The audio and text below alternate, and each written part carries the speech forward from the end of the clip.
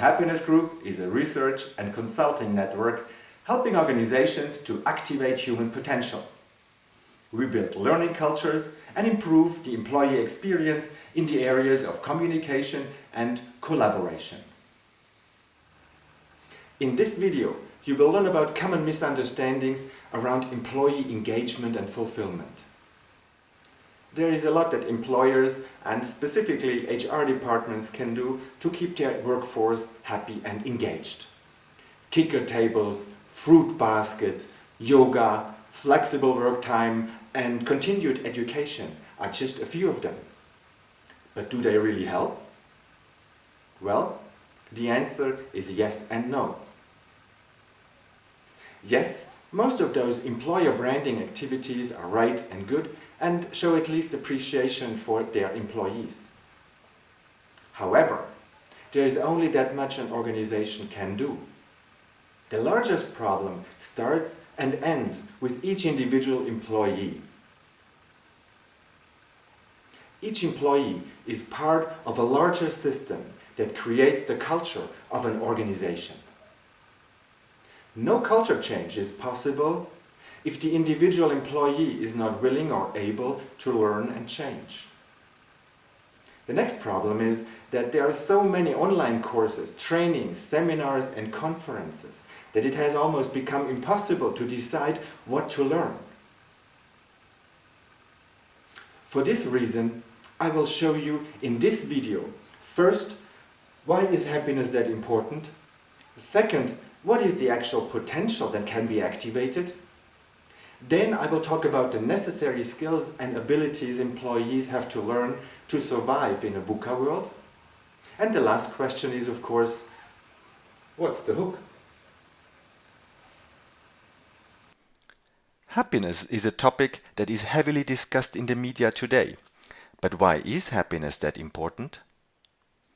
Several studies link happiness to three key performance indicators. Happiness can improve the performance of your workforce by 30%.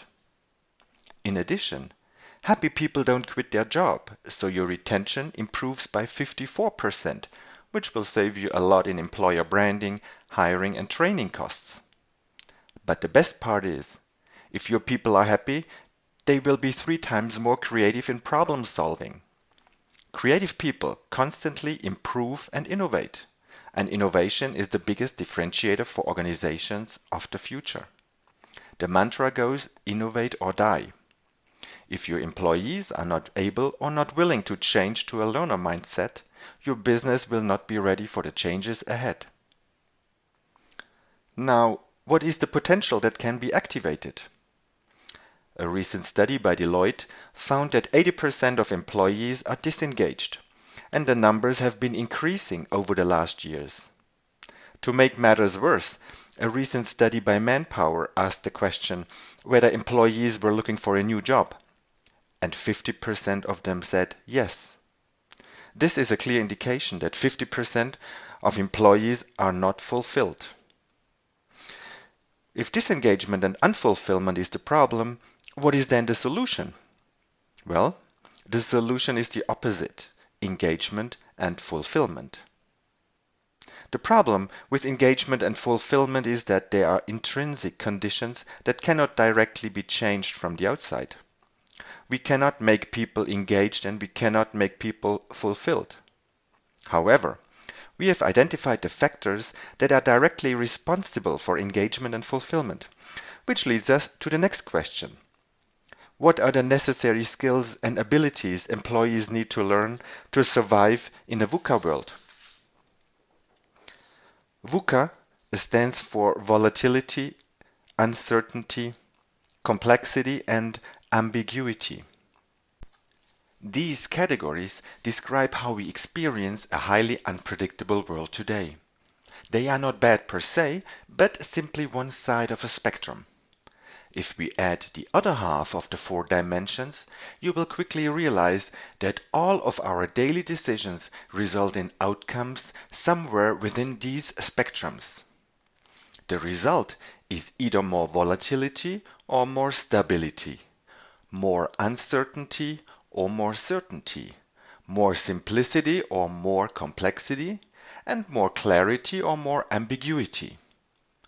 To actually solve a problem on one side, we need to be able to change to the other side. To do this, we need certain skills and abilities. I will go now through the 4 archetypal problems, describe situations when we experience them, and then tell you the necessary skill or ability to solve the problem. Let's start with volatility. There is our environment, the Earth, and life is like walking on Earth. Now, as we all know, we live in a constantly changing environment. Sometimes our environment changes faster and sometimes slower, and we have to constantly make sure that we don't fall off on either side. The skill necessary is called adaptability. If we are adaptable, it doesn't matter how fast or slow our environment changes, because we can easily adapt to those changes. You can train your adaptability by doing something you don't like doing and put your biggest effort in it. Adapting to the things we like is easy. Adapting to the things wholeheartedly we don't like, that is the difficult part. The next problem is uncertainty. Whenever we have to do a task, we depend on information certainty. Have you ever been part of a project and learned later that a project with similar goals exists in a different department, but you didn't know? Have you ever asked 3 different colleagues about an issue and received 5 different answers? Have you ever worked on a product and heard that 4 weeks ago the board decided that this product will not be supported anymore, but this was not communicated and the whole team's work became obsolete? In these situations, we can either scream out of frustration or we go back to the last point of certainty and try another way that might be more successful in reaching our goal. So the ability we must regularly train is the ability to bounce back from an error. Whether the error was our mistake or somebody else's doesn't matter. This ability is called resilience. If you want to train your own resilience, do things that guarantee rejection.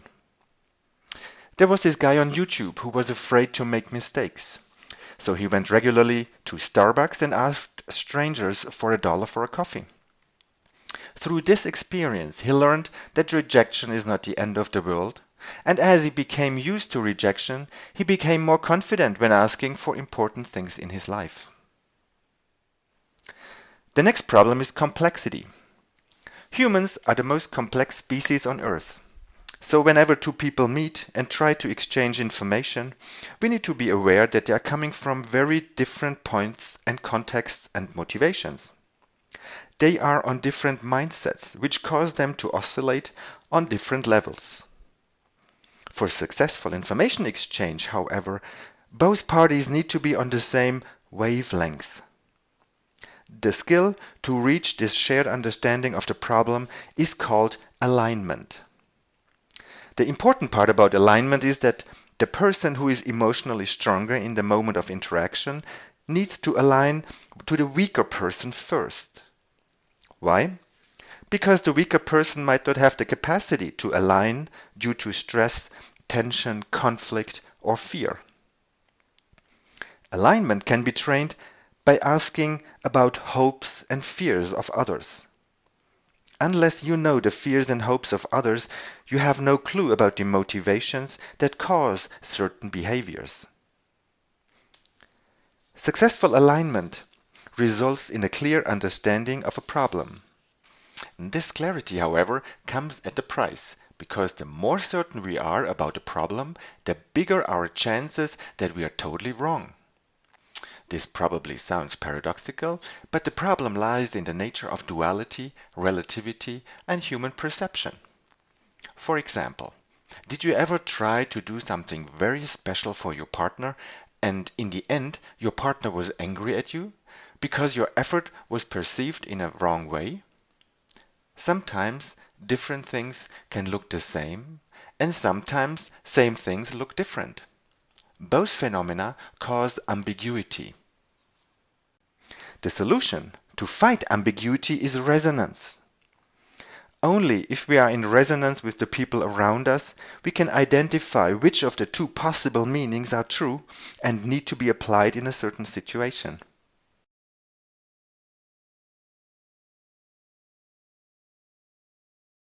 In the beginning, we must frequently cross-check and validate our assumptions, but if you regularly train this ability, team members will eventually learn to understand and complement each other's information intuitively.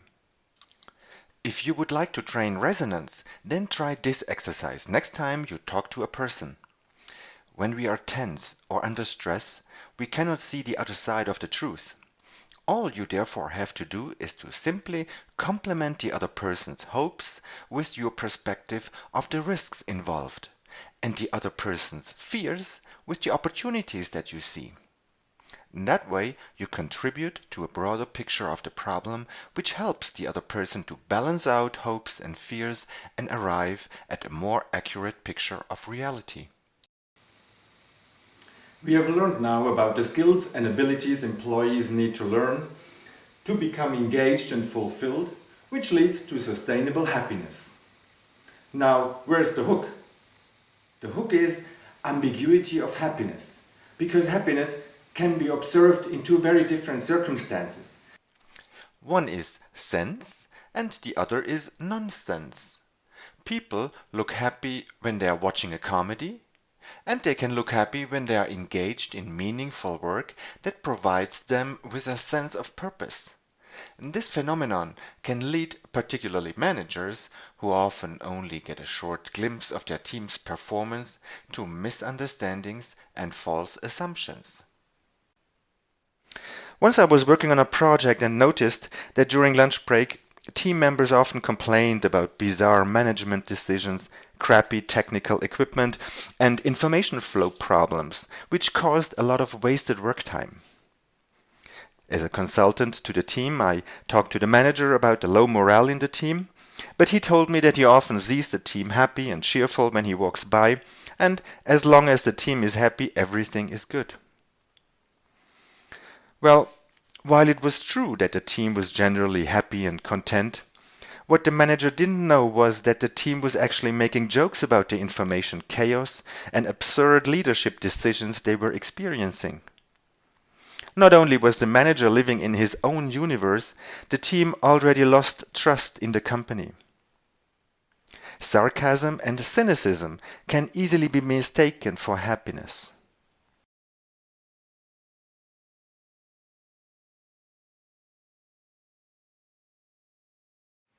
I hope you enjoyed this video, and if you would like to find out whether your workforce is truly engaged and fulfilled or just playing happy, if you would like to learn more about cultural change, improving the employee experience and activating human potential, give us a call.